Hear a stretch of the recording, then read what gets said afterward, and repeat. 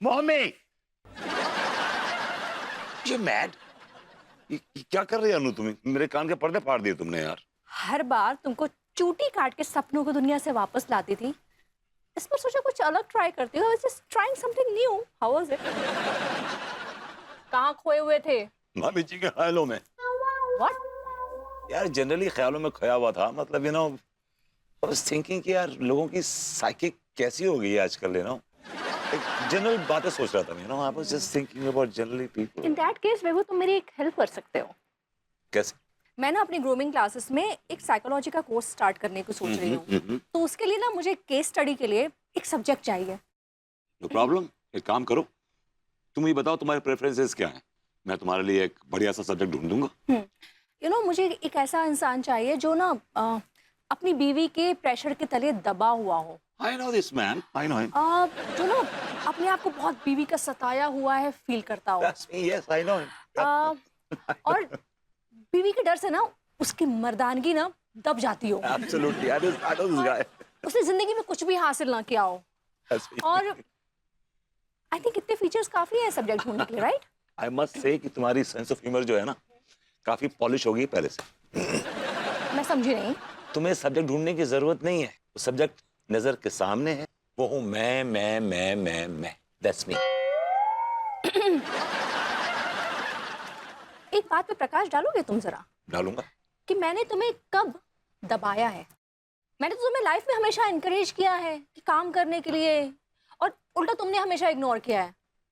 मेरे कौन से ऐसे प्रेशर है जिसके तले तुम दबे हुए हो, जरा बताओगे?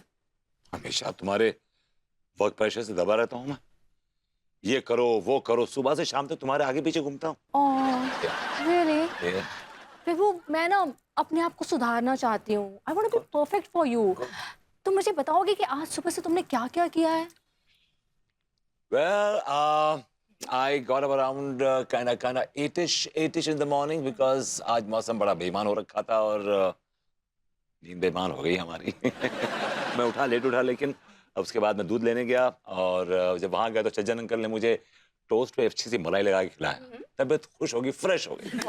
आते वक्त भाभी जी से मुलाकात हुई, हमेशा की तरह हमने वर्ल्ड पॉलिटिक्स डिस्कस करी, स्पोर्ट्स डिस्कस किया, ग्लोबल वार्मिंग डिस्कस करी। मैं घर आया, घर में आके मैंने तुम्हारे लिए अपना वो कॉफी बनाई। और उसके बाद तुमने कॉफी पी, चीला खाई और तुम चली गई ग्रूमिंग क्लासेस। उसके बाद मैंने टीवी खोला और फिर क्योंकि आजकल इंडिया इंग्लैंड की सीरीज चल रही है, टेस्ट सीरीज, मैं मैच देखने लगा। राइट। फिर क्या हुआ? फिर चाचा आए, कहने लगे आज मेरा मूड है सब्जी बनाने का, शलगम की सब्जी बनाऊंगा। तो उन्होंने कहा बनाइए। उन्होंने शलगम की सब्जी बनाई, अरहर की दाल बनाई, चावल बनाए और चाचा भतीजे ने बैठ के क्या जमा के सूता। उसके बाद सूतने के बाद 2 घंटे के लिए मैं सो गया। फिर क्या हुआ विभू? अब दिन तो खत्म हो गया होगा। नहीं, खत्म नहीं हुआ, अभी खत्म नहीं हुआ। फिर भाभी जी के हाथ की पकौड़ियाँ खाई मैं।